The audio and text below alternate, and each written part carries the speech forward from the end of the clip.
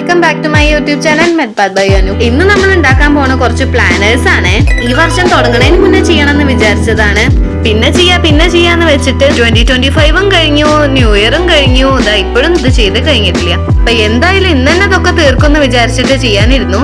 അതിന് വേണ്ടിട്ട് കുറെ വീക്ക്ലി പ്ലാനറും മന്ത്ലി പ്ലാനർ അങ്ങനെ കുറെ സാധനങ്ങളൊക്കെ പിൻട്രസ്റ്റിൽ നിന്ന് ഡൗൺലോഡ് ചെയ്തെടുത്തു. ഞാനിവിടെ മെയിൻ ആയിട്ടും ചെയ്യണത് weekly planner, daily planner, monthly planner, study planner, budget planner അതൊക്കെയാണ് കേട്ടോ.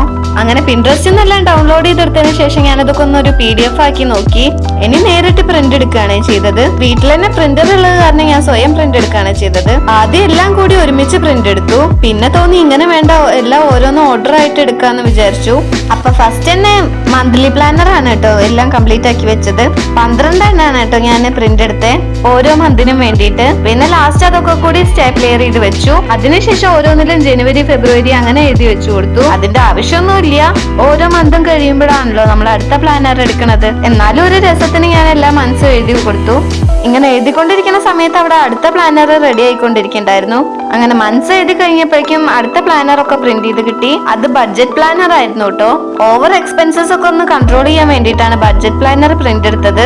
മെയിൻ ആയിട്ടും ആവശ്യമുള്ളതും ആവശ്യമില്ലാത്ത സാധനങ്ങളൊക്കെ ഓൺലൈനിൽ ഓർഡർ ചെയ്യുക, ഇടയ്ക്കിടയ്ക്ക് പുറത്തുനിന്ന് ഫുഡ് ഓർഡർ ചെയ്യുക, അതൊക്കെ ഒന്ന് കൺട്രോൾ ചെയ്യാൻ വേണ്ടിയിട്ട്.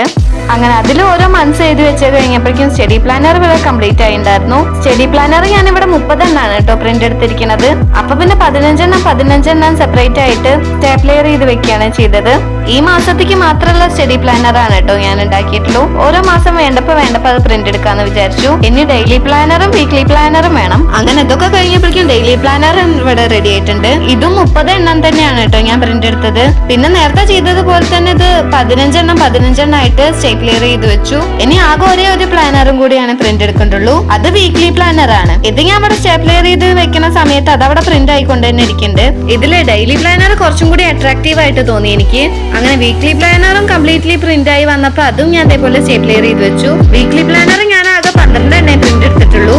കഴിയുമ്പോ ബാക്കി പ്രിന്റ് എടുക്കാന്ന് വിചാരിച്ചു. അങ്ങനെ എല്ലാം കഴിഞ്ഞ് ഇതൊക്കെ കൂടി വെച്ച് കാണാൻ എന്താ രസം. ഇതൊക്കെ ചെയ്ത് കഴിഞ്ഞപ്പോ എനിക്ക് വലിയൊരു ആശ്വാസമായി. അപ്പൊ അത്രേ ഉള്ളൂ ഈ വീഡിയോ. ബൈ.